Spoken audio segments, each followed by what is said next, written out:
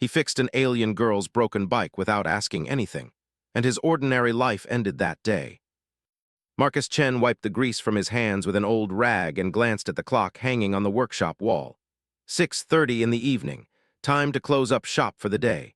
The small bicycle repair shop had been his life for the past 7 years. It sat on a quiet corner of Riverside Street in the town of Millbrook, a place where nothing exciting ever happened. Marcus liked it that way. He fixed bikes, chatted with customers, and went home to his small apartment above the shop. Simple, predictable, safe. He walked to the front door and flipped the sign from open to closed. Through the glass, he could see the evening sun casting long shadows across the empty street. Most shops had already closed. The bakery across the road was dark. Only the streetlights were beginning to flicker on, one by one. Marcus turned to gather his tools when he heard a strange sound outside. It was a soft metallic scraping, followed by a frustrated sigh. He looked through the window and saw a girl standing beside a bicycle. She was tugging at something on the bike, but it would not move. The girl looked young, maybe 16 or 17. She wore a long gray coat that seemed too heavy for the warm evening. Her dark hair was pulled back in a simple ponytail. Even from inside the shop, Marcus could see the frustration on her face. He should have ignored it. The shop was closed. He was tired, but something made him unlock the door and step outside. "Need some help?" Marcus called out. The girl jumped, clearly startled. She turned to face him, and Marcus noticed her eyes. They were an unusual color, almost violet in the fading light. He had never seen eyes quite like that before. Contact lenses, probably. Kids these days liked unusual things. Yes," the girl said slowly. Her voice carried a strange accent he could not quite place. "My bicycle is broken. The chain will not move." The frame was made of some kind of silver metal that seemed to shimmer slightly. The wheels had an odd pattern in the spokes. The gears looked normal enough, but the chain mechanism was different from anything in his shop. "That's an unusual bike," Marcus said, kneeling down to examine it more closely. "Where did you get it?" The chain had slipped off in a weird way, caught between two parts that should not be touching. The design was strange, but the basic mechanics were the same as any bike. Physics was physics, after all. "I can fix this," he said. "Give me a minute." He simply got to work. He carefully released the chain, realigned the gears, and checked the tension. The metal felt different under his fingers, smoother, almost warm, but it responded to his tools well enough. As he worked, he noticed the girl watching his every move. She did not speak, she barely breathed. Her hands were clenched tight at her sides. "Almost done," Marcus said, trying to sound friendly. "This is a really interesting design, very efficient. Whoever made this knew what they were doing." Marcus gave the pedal a test spin. The chain moved smoothly. The gears shifted perfectly. He stood up and brushed off his knees. "There you go, good as new." "What?" It was just a simple fix. Happens all the time with bikes. Chain slips, gears get stuck. Easy to fix once you know how, Marcus smiled. "Besides, the shop is closed anyway. I was just heading upstairs." Opened it again. "You want nothing in return?" Her voice was barely a whisper. Marcus found the question strange, but he shrugged. "Nope, just happy to help. Make sure you keep that chain oiled, though. It'll run smoother." Behind him, he heard the girl say something in a language he did not recognize. It sounded formal, important, but he did not understand a word. "You're welcome," he called back, assuming it was thanks. Marcus locked the shop door behind him and climbed the stairs to his apartment. He made himself a simple dinner, watched some television, and went to bed. The strange girl with the unusual bike was already fading from his memory. Just another customer, just another repair. Nothing special. He had no idea how wrong he was. 3 days passed in the usual way. Marcus opened the shop at 9 each morning. He fixed bikes. He ordered parts. He chatted with regular customers about the weather and local news. Mrs. Patterson brought in her grandson's tricycle. Old Mr. Rodriguez needed new brake pads. Sarah from the coffee shop had a flat tire. Normal days, ordinary days. On the third evening, as Marcus was again preparing to close, he heard voices outside, multiple voices. He looked through the window and froze. A group of people stood on the sidewalk, 6 of them. They wore matching dark suits that looked expensive and oddly formal. In the center of the group stood the girl, the one with the violet eyes and the strange bike. She was pointing at his shop. Marcus felt a sudden chill run down his spine. Something was wrong, very wrong. Had he broken the bike somehow? Was she angry? Were these people lawyers? The front door opened. Marcus had forgotten to lock it. The girl entered first, followed by three of the suited figures. Up close, Marcus could see they all had the same unusual eye color, the same strange, too-perfect posture, the same indefinable quality that made them seem not quite right. "Hello again," the girl said. Her accent was still there, but her voice was steadier now, more confident. "Hi," Marcus said slowly. "Is something wrong with the bike?" "Nothing is wrong with the transportation device," the woman said. Her accent was even stronger than the girl's. "We are here because of what you did 3 days ago. I thought I fixed it right, but... And you, Marcus Chen, have just changed your life forever." "Okay, is this some kind of prank? Did Tommy put you up to this?" Marcus looked around for hidden cameras. "This is about that bet we made last month, right?" Kalira reached into her coat and pulled out a small device. It looked like a smooth stone, but it glowed with soft blue light. She pressed it, and suddenly a holographic image appeared in the air between them. It showed Earth, from space, rotating slowly. Beautiful and impossible, Marcus stopped laughing. "We need to talk," Kalira said. "And you need to listen very carefully." Marcus stood frozen in his small shop, staring at the holographic image of Earth floating in the air. His mind refused to accept what his eyes were seeing. Holograms like this did not exist, not real ones, not ones that showed planet Earth from space with such perfect detail. "Please sit down," Kalira said gently. "This will be difficult to understand." She stood straighter now, and Marcus could see she carried herself differently than before. Like royalty, he thought absurdly. "I am the third daughter of the Zenthari imperial family. My people come from a planet called Zenter, approximately 47 light-years from Earth. I serve the imperial family. What Princess Kalira is telling you is the truth. We are not from Earth. We are what your people would call aliens. And even if they did, they wouldn't look exactly like us." His skin took on a faint silvery shimmer. His eyes grew larger, more luminous. Small geometric patterns appeared along his temples, glowing softly. Marcus jerked backward in his chair. The other suited figures did the same, revealing their true appearance. They were humanoid, yes, but definitely not human, beautiful in a strange, otherworldly way. Only Kalira remained unchanged. "I am half Zenthari," she explained. "My mother was human. She was taken from Earth 300 years ago during an early observation mission. That is a long story for another time. The important thing is that I can pass as fully human without disguised technology. The princess is 62 years old, still very young by our standards." The silver-haired woman nodded slightly.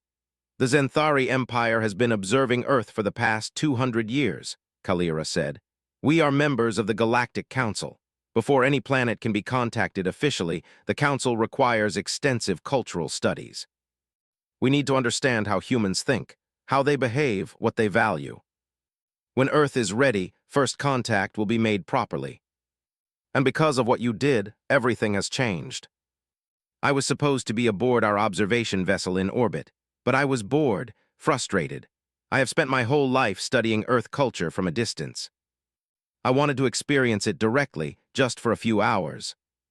I know it was wrong. I felt free for the first time in years.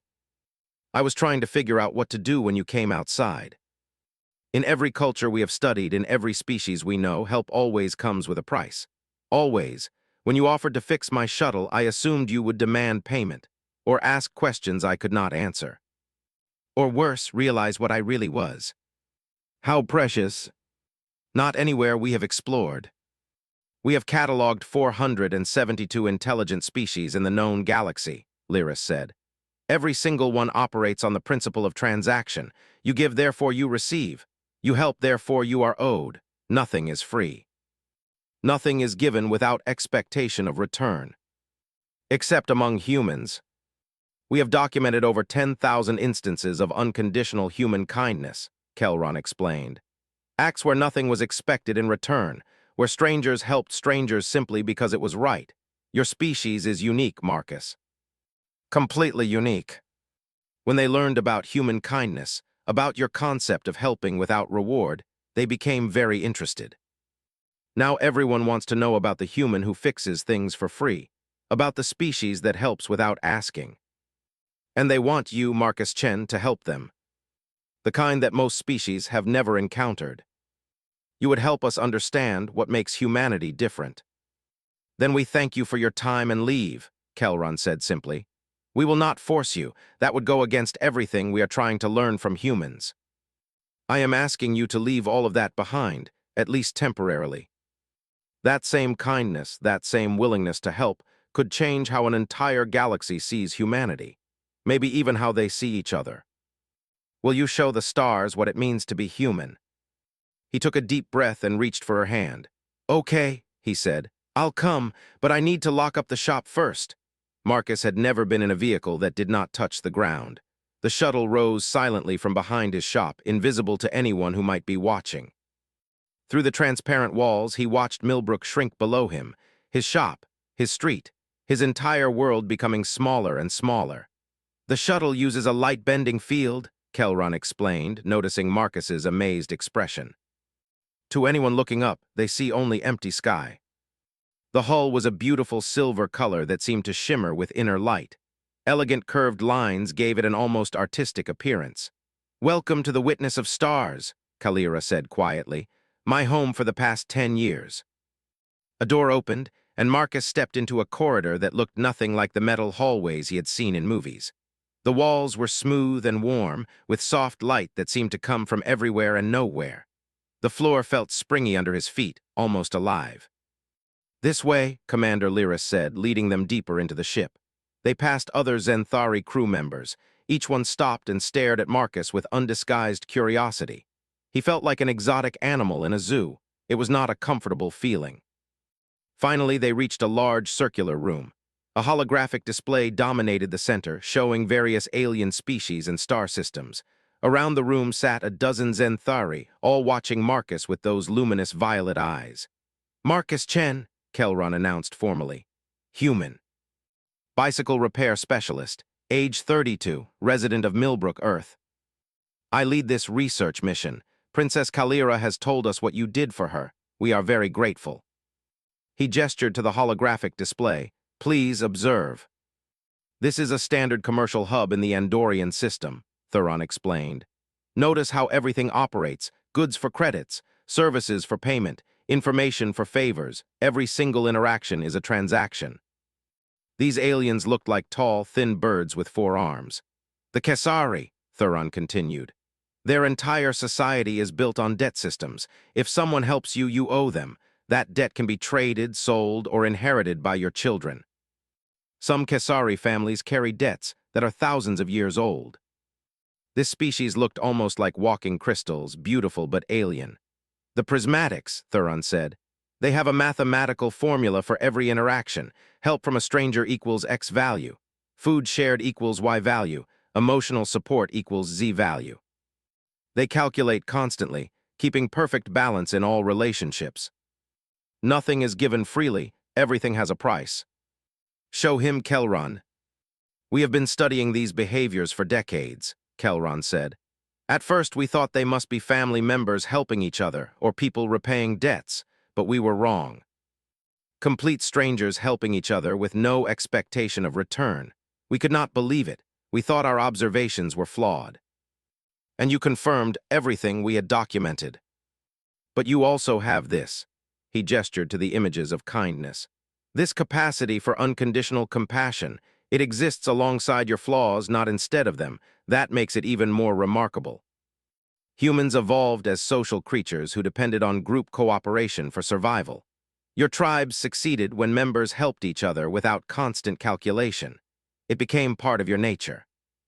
They evolved in environments where resources were scarce, where trust was dangerous, where every advantage had to be carefully measured. And now the galactic community is very interested in this human concept of community, especially after what happened 3 days ago. News of Princess Kalira's experience has spread, Thuron explained. Other species want to understand this strange behavior. Some are skeptical, some are curious, some are frightened. Because unconditional kindness is unpredictable, they cannot calculate it, cannot control it, cannot fit it into their understanding of how the universe works. It breaks their rules. It showed a large alien that looked like an armored beetle speaking in a harsh, clicking language. Subtitles appeared in English. "These humans are either foolish or dangerous," the alien was saying. "No intelligent species gives freely. They must want something. They must be hiding their true intentions. Perhaps they represent the next stage of civilization. This requires more study. A few want to avoid humans entirely. If it can change how species interact with each other. But you represent something important. You show that ordinary humans in ordinary moments choose kindness, not because of religion or law or social pressure, simply because it feels right. A trial period. You would help us understand human perspective. You would explain your customs of generosity and community. That's exactly what you're talking about, isn't it? Something more. He had not asked what they would pay him, had not demanded guarantees or contracts. He had simply said yes because someone asked for help. "How long would this trial period be?" he asked. "1 Earth month," Thuron said. "If you wish to leave after that, we will return you home with our gratitude. If you choose to stay longer, we would be honored." These ancient people who had traveled the stars for thousands of years, they wanted to learn from him, from humanity, from the simple act of helping a stranger. "Okay," Marcus said. "I'll help you, but I have one condition." Commander Lyris raised an eyebrow. "What is your price?" "I mean you need to try it yourselves," Marcus explained. "Find ways to help each other without keeping score. Do favors without expecting payment. Give gifts without wanting anything back." "That would be very difficult for us. Our entire culture is built on balance and transaction." "You have to do it." Then he slowly nodded. "Very well, Marcus Chen. We accept your condition. We will practice human kindness, and you will teach us how." Marcus shook it, sealing the strangest deal of his life. Marcus woke up in a room that adjusted itself to his comfort. The bed had somehow learned his preferred firmness during the night. The lighting gradually brightened like a natural sunrise. Even the temperature felt perfect. He had been aboard the Witness of Stars for 2 weeks now. 2 weeks of talking with Zenthari crew members about human customs. 2 weeks of explaining concepts that seemed obvious to him but revolutionary to them. Today was different, though. Today, the real work would begin. Marcus dressed in the simple clothes the Zenthari had replicated for him and made his way to the observation deck. He found Kalira already there, staring at the blue marble of Earth below. "Good morning," she said without turning around. "Are you ready for today's session?" Speaking to small groups was one thing. Addressing the entire crew was something else. The assembly hall was packed with over 100 Zenthari. They sat in curved rows, all facing a central platform where Marcus stood with Kalira and High Observer Thuron beside him. "We have been practicing your human kindness exercises," Thuron announced to the crew. "Today, we will share our experiences. Who would like to speak first?" "I tried the coffee experiment that Marcus suggested. I did not tell them my name. I did not ask for anything in return. I just gave them the supplements and walked away. But I forced myself to forget about it, and then something unexpected happened. I cannot repay them. The debt cannot be balanced." This was Commander Lyris, who Marcus had learned was very strict about protocol and rules. "I attempted the neighbor exercise," she said stiffly. "Marcus suggested I help a crew member with their work without being asked." Lyris had been very resistant to the idea. "I noticed that junior technician Myra was struggling with a repair in the engine room," Lyris continued. "Normally, I would wait for her to request assistance through proper channels. Instead, I simply helped her fix the problem. I did not file a report. I did not log the assistance. I just helped. And yesterday, when I was working on duty schedules, she brought me tea without being asked. She said she noticed I had been working long hours." More crew members shared their stories. A medical officer who had comforted a homesick crew member without filing it as official counseling. A chef who had learned a crew member's favorite dish and prepared it as a surprise. A navigator who had taught a junior officer a difficult calculation technique simply because they wanted to help. Marcus listened to each story with growing amazement. These beings who had lived their entire lives in a transactional culture were learning something new. Something human. "What we are discovering," Thuron said to the assembly, "is that kindness without expectation creates a ripple effect. One act inspires another, and another. The value is not in the transaction, but in the connection. "High Observer," a voice crackled.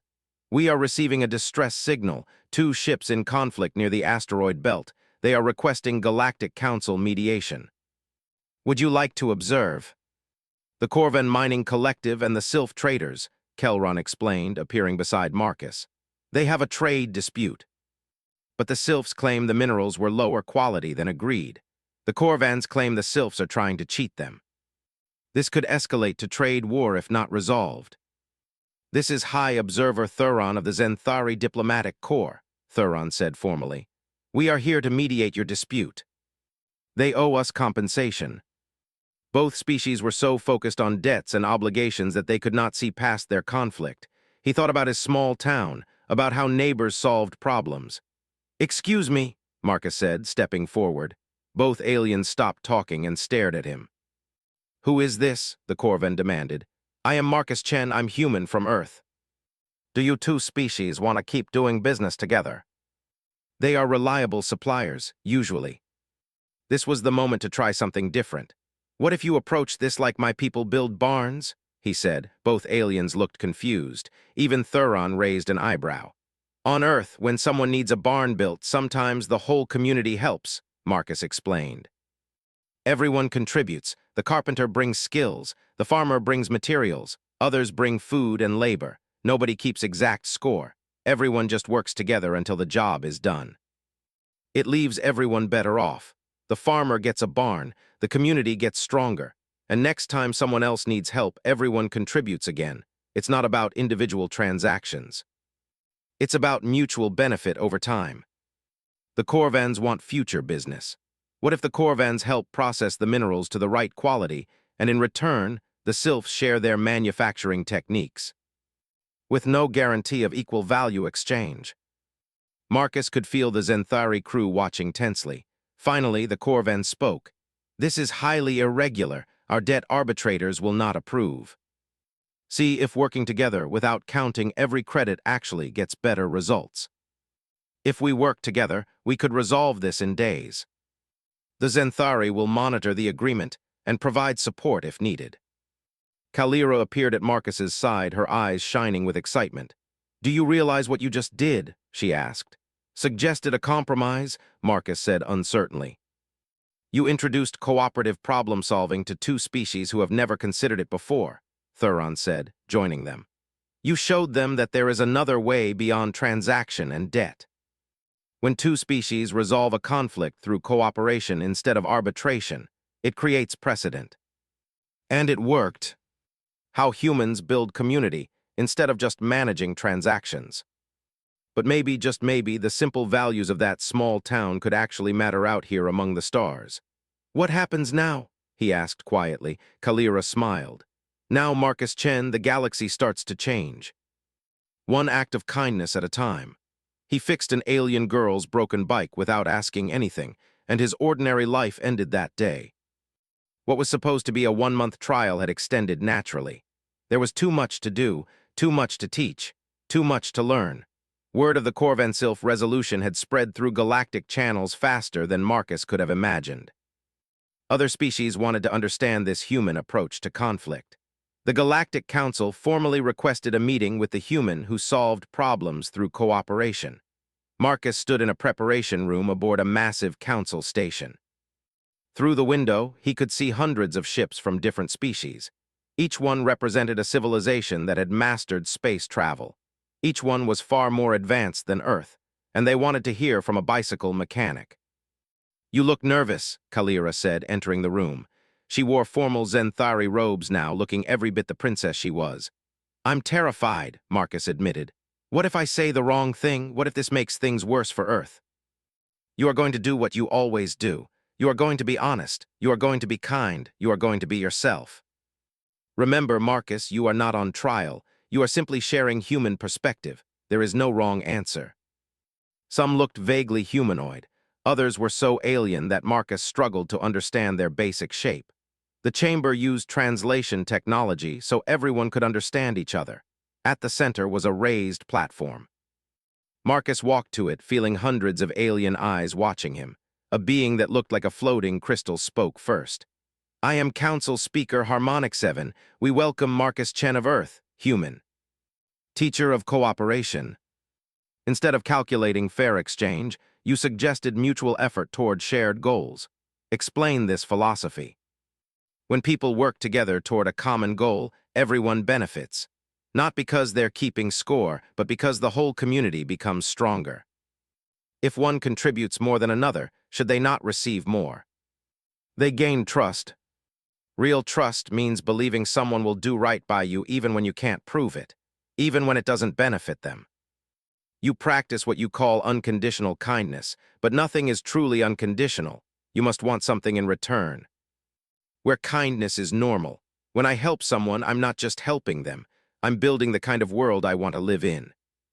Kindness is a luxury for species with abundance. Patterson from his neighborhood. She lived on a small pension but always baked extra cookies to share. Or Mr. Rodriguez, who barely had enough for himself but always helped neighbors with repairs. Humans aren't perfect, Marcus continued. We have greed, we have selfishness. We fight wars and hoard resources and hurt each other. But we also have this other thing, this ability to give without counting the cost, to help without expecting payment, to care about strangers. I have studied humans for 60 years. What Marcus describes is real. It exists in their small towns and big cities, in their families and among strangers. It is woven into their culture. We have documented significant improvements in crew morale, cooperation, and innovation. When we stopped calculating every interaction, we became more efficient, not less. Our conflict resolution success rate has increased by 40% using cooperative approaches. Species that would have spent months in arbitration are now resolving disputes in days. Others appeared skeptical or even threatened. Harmonic 7 called for silence. The Council acknowledges these findings, but we have concerns. If kindness spreads, if species stop maintaining transaction balance, chaos could result. Maybe it needs more connection. We have existed for over 1 million of your years. We have watched countless species rise and fall, and we say this. The human speaks truth. We practiced cooperation once long ago, the Luminara continued. But we forgot. We became focused on advancement, on calculation, on individual achievement. We lost something precious. Perhaps the humans can help us remember. Some shared stories of ancient traditions that valued community. Others admitted that pure transactional thinking had created problems in their societies. The discussion continued for hours. Marcus answered questions, shared stories, and tried to explain human values that even he sometimes took for granted. Finally, Harmonic 7 spoke. The Council has reached a decision. We will invite Earth to join the galactic community, not as a junior member, not as students, but as teachers. You understand that cooperation is hard but necessary. In return, other species would share technology and knowledge. Free choice is the foundation of true kindness. This is too big for one person to decide. It looked exactly as he had left it 4 months ago. Same tools, same workbench, same squeaky door, but everything had changed. The world knew about aliens now. First contact had been made, governments were negotiating, scientists were celebrating, some people were afraid. Others were excited, and Marcus was home at least for a while. The door opened. A young boy walked in, struggling with a bicycle. The chain had come off. "Can you fix it, mister?" the boy asked. Marcus smiled. "Of course." "Let me take a look." What was it like? That helping people matters. That small acts of goodness can change everything. "Thanks, mister." He rode away, the bicycle working perfectly. Marcus watched him go, then looked up at the sky. Somewhere up there, the witness of stars was orbiting. Kalira and the crew were waiting for his answer. Other species were watching Earth with curiosity and hope. His door opened again. An elderly woman stood there with a tricycle, then a teenager with a mountain bike, then a man with a child's bike that had a flat tire. One by one, people came, each one needing help, each one receiving it freely. Marcus worked through the afternoon, fixing bikes and refusing payment, just like he always had, just like he always would, because that was who he was, a bicycle mechanic from a small town who believed in helping people. And somehow, incredibly, that was exactly what the galaxy needed. 3 months later, Marcus returned to space. But now he was not alone. 20 other humans came with him, teachers, social workers, community organizers. People who understood cooperation and kindness not as theory, but as practice. Earth's gift to the galaxy was not advanced technology or military might. It was something simpler and more powerful. It was the knowledge that communities thrive when people help each other without keeping score. That kindness creates more kindness, that the strongest bonds are built not on contracts but on care. Marcus stood on the observation deck of a new ship, one built jointly by humans and Zenthari. Kalira stood beside him. "Do you think it will work?" she asked. "Can we really change how the galaxy operates?" Patterson's cookies, about neighbors building barns together. "One act of kindness at a time," he said. "That's how we change anything. One person helps another, that person helps someone else. The ripple spreads." The human who fixed a bicycle and changed the galaxy. A small blue planet where ordinary people performed extraordinary acts of kindness every single day. And now, those ordinary, extraordinary acts would ripple outward to the stars.